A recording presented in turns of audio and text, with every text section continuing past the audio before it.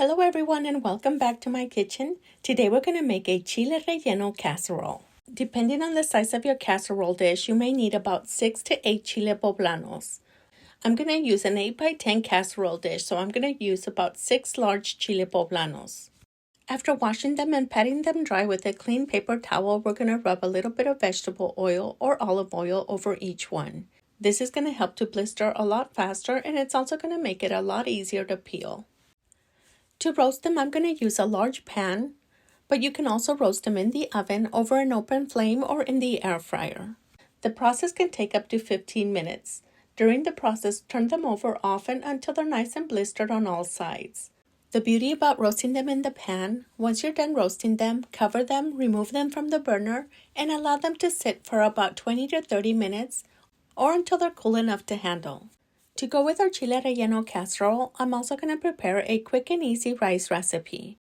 Using a strainer, rinse 2 cups of long grain white rice and allow it to sit for about 20 to 30 minutes or until it's completely dry. Meanwhile, we're going to clean the peppers by removing the skin. Then using a small paring knife, I'm going to trim off the stem. I'm going to cut it open and then I'm going to scrape out the seeds. I'm going to repeat the same process with the rest of the peppers, and then we're going to move on to the next step.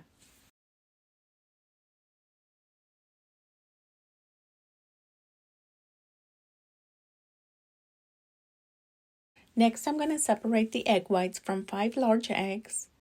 The egg yolks we're going to place in a small bowl because we will be using them later.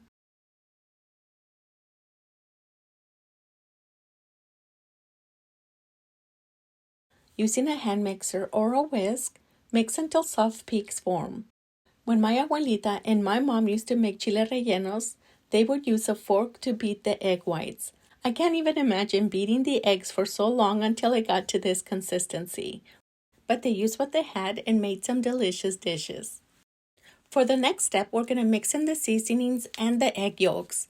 I added the seasonings directly into the egg whites. What I should have done is mixed it in with the egg yolks and then added in with the egg whites. This is my first time making Chile Relleno casserole this way, so I am learning as I go. So next time we can make it even better. But if you do make it at home, mix the seasonings in with the egg yolks before adding it to the egg whites. For the next step, we're going to add a layer of the chile poblanos to the bottom of the baking dish, making sure that the entire bottom of the baking dish is covered with the chile poblanos. Then we're going to pour a few spoonfuls of the egg mixture over the chile poblanos, making sure that they're completely covered in the egg mixture. Next, we're going to add a layer of Queso Asadero. You can also use any other melting cheese of your choice. The cheese that I used, I cut it into nice thick slices. You can also add a layer of picadillo or shrimp. But since we're making this for Lent season, we're going to leave out the beef. But the shrimp would be a great option, but not all of my kids love shrimp, so I'm just making it with the cheese this time. Next, we're going to add another layer of the chile poblanos, and then we're going to top it off with the remainder of the egg mixture.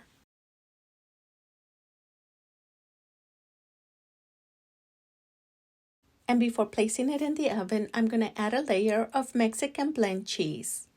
For best results before taking it to the oven, cover with aluminum foil and bake at 350 degrees for 25 to 30 minutes. And while the casserole is baking, we're going to prepare the rice. Heat up about 3 tablespoons of your preferred cooking oil. Then we're going to add in the rice along with 1 finely minced garlic clove and 1/4 of an onion. And we're going to sauté the rice for about 2 to 3 minutes or until it starts to turn a pale white color. Then I'm going to add in 1 tablespoon of tomato chicken bouillon and 1 teaspoon of chili powder. Mix in the seasonings and immediately add 4 cups of water. Give it a light mix, then add 2 cups of frozen unthawed peas and carrots. Once it reaches a light simmer, turn it down to low and cover for 12 minutes. To prepare the sauce for the Chile Relleno casserole, I'm going to blend 1/4 of an onion, 2 garlic cloves, 2 Roma tomatoes, a hefty spoonful of chipotle peppers with a little bit of the adobo sauce, 2 cups of chicken or vegetable broth. And for seasonings, I'm only going to use salt and black pepper and a pinch of cumin. And to make the sauce extra creamy, I'm going to add 1 cup of heavy cream. You can also substitute the heavy cream for crema mexicana or cream cheese. In a small saucepan, heat up a small amount of your preferred cooking oil, then add in the sauce. Simmer the sauce over medium heat for about 8 to 10 minutes or until it has a nice smooth consistency like this. After 12 minutes of cooking the rice, we turned off the burner, but we left the lid on for an additional 10 minutes so the rice can be nice and fluffy. The casserole was in the oven for about 30 minutes. Now that the rice is ready, the sauce is ready, it's time to enjoy some delicious Chile Relleno casserole.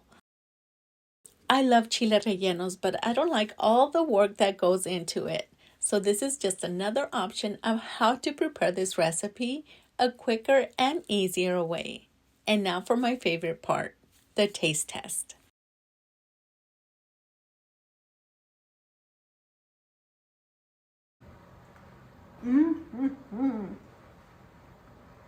This is delicious. Thank you so much for having me in your home today. I hope you enjoyed this video, and if you did, give me a thumbs up. Delicioso. Share with your friends and family so they can enjoy these delicious recipes as well. Thank you so much for watching, and I hope to see you in our next video where we will be sharing another delicious recipe.